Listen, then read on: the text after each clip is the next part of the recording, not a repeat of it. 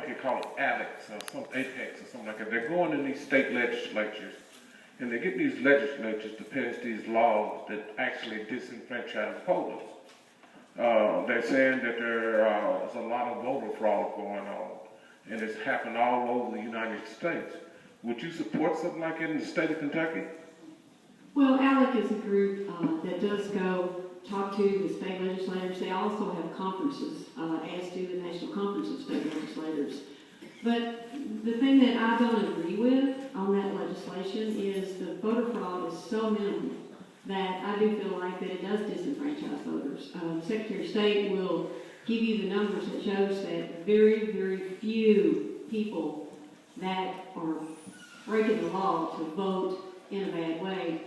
The number's so minimal, it's really not concerning that we have voter fraud. You know, in Kentucky, we have 4 means of identification. One is personal identification, one is your ID.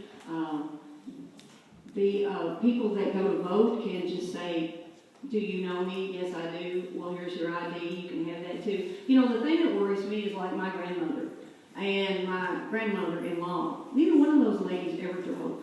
They grew up on a farm. They didn't have driver's license with photograph IDs. They had their Social Security card. Back in those days when you had a Social Security card, it didn't have your photograph on it, and some people still have that. Is it fair and right to say that because they never had that they're going to not be able to go vote? If we were to ever implement anything like that, there would have to be such a long transition time that would fairly allow each person to be able to go get an ID to be able to vote if we were to ever do that. And I don't think you can do it in 1 year in an election cycle. You know, if we were to think that that would be fair, if we were to see instances of voter fraud, then maybe you would want to look at that. But the way it's written right now, I think it's very unfair, and I do think it disenfranchises people. Thank you.